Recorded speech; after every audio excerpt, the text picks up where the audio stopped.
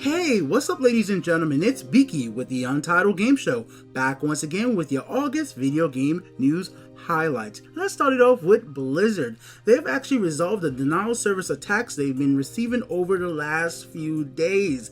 They were getting hammered hard by those hacker groups Lizard Squad, Poodle Corp, and all teamed up together attacking Blizzard servers, especially recently after they announced the whole entire new Summer Games Olympic type event for Overwatch. So it really was sucking for players who wanted to get in there and participate in those games from Blizzard, World of Warcraft as well. Anything Blizzard related was having problems over the last few days, and earlier this month on August 1st they did go ahead and attack Pokemon Go. This actually did affect some of my friends that were playing the game at the time. They weren't able to access the game because they were hammering away at their server. So as we do know, even though Blizzard says that they have resolved the issue with these hacks or denial services, just do note, it usually just means that the groups that are doing these attacks just found something else to do for the meantime and took a break, because usually it's not resolved because these companies, Blizzard, Sony, Microsoft, Nintendo, because they usually don't just make their server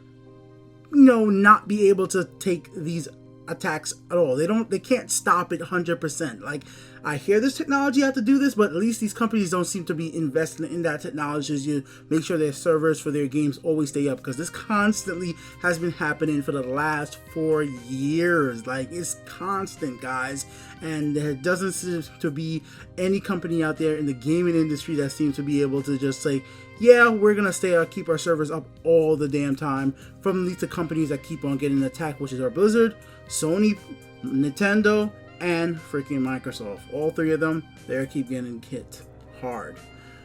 Let's move on from that negative news into some more positive news coming from EA, who started off with Plant vs. Zombies 2 is getting a 10-hour demo. And if you go ahead and buy the game after playing the 10-hour demo, you're going to get 50% off. The reason I bring this up, if you guys remember, I used to do some live streams of Plant vs. Zombies 2 when it was in beta. I love this game, and I just haven't had a chance to pick up the game yet because it was just not a game that I felt was worth $60 for me at the time. But if I could play a 10-hour demo of it and get 50% off of it after it, yeah, I'm definitely going to be looking into this. And this demo is actually available on consoles and PC, so no matter what platform you play on, you could go ahead and grab this demo without having to use EA's exclusive EA Play service. So this is a really good, cool move from EA, and I would love to see more stuff like this for different games. 10 hours? That's a lot of time to get to play a game for free. Really, really is. Nice move right there, EA. Good guy, EA. That's rare. Good guy, EA. Here's some other stuff coming from EA, which is very interesting. They're very excited about the mid-cycle refresh coming from Sony and from Microsoft with the Xbox One S and PlayStation 4 Neo respectively. They're taking this very positively. That's the quote right there, guys. And I definitely see from their point of view, it is a positive move. This is going to invigorate the console industry once again, because there's going to be new hardware out there. There's going to be customers who's going to be picking up these hardwares who are mainly just in it to get a cheap 4K Blu-ray player, because a 4K Blu-ray players can be pretty expensive, so you might be worth buying a PlayStation 4 Neo or Xbox One S when that eventually comes out, and then have the ability to play games as well for the family, put it in your entertainment center. And of course, some of those people who will pick up those entertainment devices, Xbox One S or Neo or freaking Scorpio when that comes out, they might end up picking Madden. So that's not look good for EA.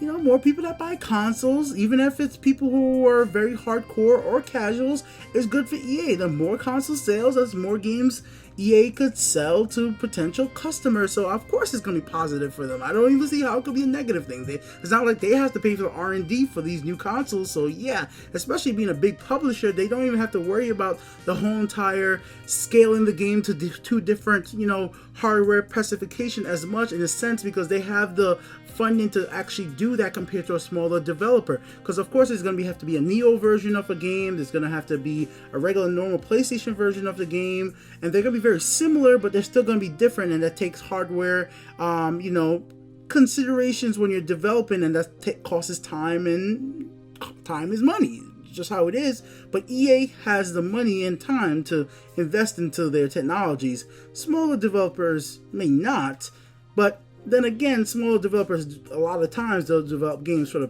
PC, which has a very amount of hardware components. So yeah, they should be able to do it too. Point being, guys, I don't see how this would be bad for EA at all, mid-cycle refreshes, so this is just a really simple statement coming from them. It's going to be positive. Only other thing that EA said interesting this day was that Pokemon Go has re-energized their intent for AR gaming, and they have been working on AR gaming for a while now, and they weren't really ready to release it, and the time was right. And it looks like Pokemon Go has helped push the AR industry forward, and you shouldn't be too surprised by this because EA has done a lot of things on mobile in the past, so I am not surprised that in the background EA has been working on something for AR. We already heard that Ubisoft is working on something for AR as well, similar to Pokemon Go. I'm just hoping they're not going to just say that and not wanting to just try to jump on the bandwagon, because right now Pokemon Go is having a lot of problems with their customers or users. Refunds are being requested. That's a whole nother big issue, and I'll talk about that in a whole nother separate video, just specifically about Pokemon Go, the issues and the state of the game right now, what I personally think about what's happening and how it affects me and how it might affect you guys out there as Pokemon Go players. Whether you spend money in the game or whether you're not, it actually is an interesting way to look at Pokemon Go. New video coming for that real soon. And let's get back into the news for today, guys. I just want to really shout this out right now. If you guys want to pick up Fallout 4, Doom, or any other cool Bethesda game, well, you guys need to head on over to the Humble Store. They're doing a great discount right now on a lot of Bethesda titles. Like, you get Doom for half off, 50% off. So go check that out, guys, on the Humble Store. So that's basically a news wrap up for today, ladies and gentlemen. If anything else big happens, I'll be back with it soon. Till then, peace out.